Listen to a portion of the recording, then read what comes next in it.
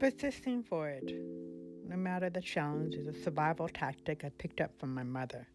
The older I get, the more I realize that the many crossroads I have pushed through have become essential life points.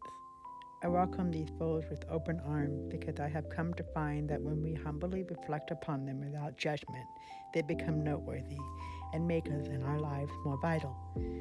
During the first 4 years of my life, I soaked in everything visually, like a sponge, and grew from the comfort of being cradled in my parents' arms to full on walking into this loud world.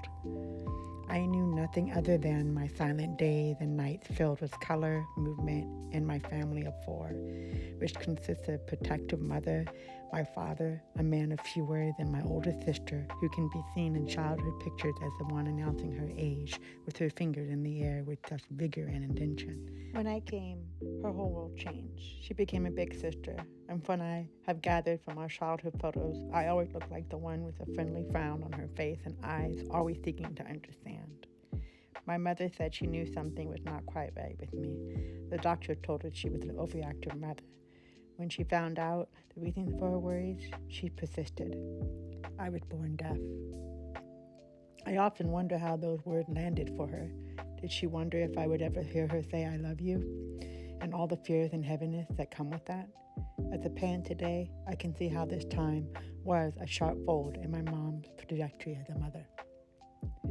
Meanwhile, I still happily am sailing in a world of all I've ever known. My mom became the wind in my sail, the voice in my head still today.